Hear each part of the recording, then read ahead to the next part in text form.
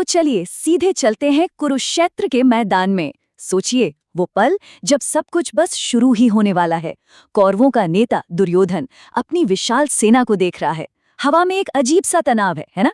क्योंकि अब इतिहास लिखा जाने वाला है।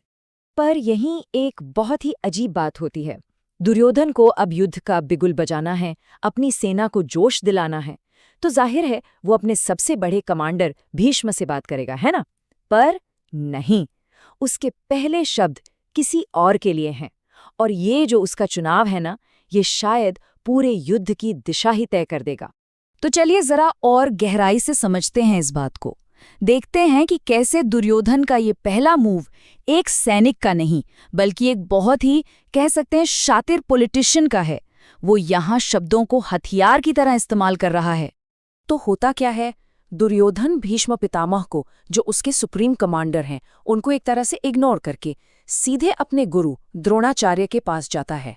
अब ये कोई भूल नहीं है, कोई गलती नहीं, ये एक बहुत सोची समझी पॉलिटिकल चाल है। देखिए, भीष्म सबसे शक्तिशाली हैं, सेनापति भी वही हैं, लेकिन दुर्योधन का पूरा फोकस द्रोण पर है। अब सवाल यह है कि ऐसा क्यों? क्योंकि दुर्योधन के मन में एक डर बैठा हुआ है। यहाँ दुर्योधन सिर्फ बात नहीं कर रहा है, वो एक तरह से धमकी दे रहा है, एक चेतावनी। वो कहता है, गुरुदेव देखिए तो जरा, आपकी ही काबिल शिष्य धृष्टद्युम्न ने पांडवों की सेना को क्या खूब सजाया है। अब ऊपर ऊपर से तो ये तारीफ लग रही है, लेकिन इसका छिपा हुआ मतलब बहुत गहरा है। वो असल में द्रोण को याद दिला रहा है कि याद है ना, आपका सबसे चहेता शिष्य अर्जुन, वो भी उसी सेना में है। तो कहीं ऐसा ना हो कि पांडवों के लिए आपके मन में जो सॉफ्ट कॉर्नर है वो इस युद्ध के बीच में आ जाए। और देखिए, यहीं से दुर्योधन के मन की एक और परत खुलती है। उसका ये डर, उसकी ये इनसिक्योरिटी उसे एक ऐसे विश्वास की तरफ ले जाती है जिसका लॉजिक से कोई लेना देना नहीं है। उसका सबसे बड़ा भरोसा, उसका सबसे बड़ा योद्धा वो है जो इस वक्त मैदान में है ही नहीं। मतलब सोचिए, दुर्योधन को अपने टॉप कमांडर्स भीष्म और द्रोण पर पूरा भरोसा ही नहीं है। उसे लगता है कि इन दोनों का दिल तो पांडवों के लिए धड़कता है। उसका जो असली भरोसा है वो है कर्ण पर।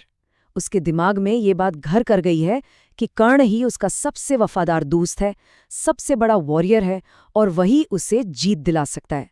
और ये वो तब सोच रहा है जब कर्ण युद्ध के मैदान में है भी नहीं।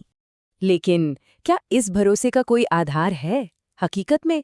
जवाब है बिल्कुल नहीं। अगर हम इतिहास उठाकर देखें तो जब जब कर्ण और अर्जुन आमने सामने आए, अर्जुन हमेशा 20 साबित हुआ। याद कीजिए, जब द्रुपद को बंदी बनाना था, कर्ण मैदान छोड़कर भाग गया था और अर्जुन ने काम पूरा किया। फिर जब गंधर्वों ने दुर्योधन को ही बंदी बना लिया, तब भी कर्ण भाग खड़ा हुआ और अर्जुन ने आकर दुर्योधन की जान बचाई। और विराट का युद्ध, वहां तो अर्जुन ने अकेले ही भीष्म, द्रोण और कर्ण, मतलब पूरी की पूरी कौरव सेना को हरा दिया था। तो बात साफ है, दुर्योधन की जो सबसे बड़ी ताकत है, जो उसकी सबसे बड़ी उम्मीद है, कर्ण, वो असल में सिर्फ उसके दिमाग का एक वहम है। और ये जो अंधविश्वास है ना, यही उसकी सोच की सबसे बड़ी कमजोरी है। कह सकते हैं कि ये उसकी हार का पहला इशारा था। अच्छा, तो कर्ण पर दुर्योधन का ये जो झूठा भरोसा है वो तो हमने देख लिया, पर अब आते हैं उसके असली डर पर।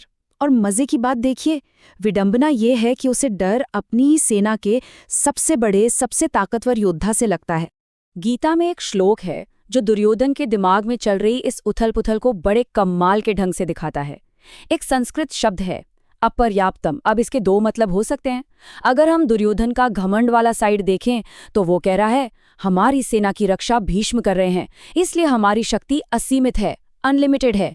पर अगर उसके डर वाले साइड से देखें तो उसी शब्द का मतलब निकलता है, क्योंकि हमारी सेना की रक्षा भीष्म कर रहे हैं, इसलिए हमारी शक्ति अपर्याप्त है, यानी काफी नहीं है।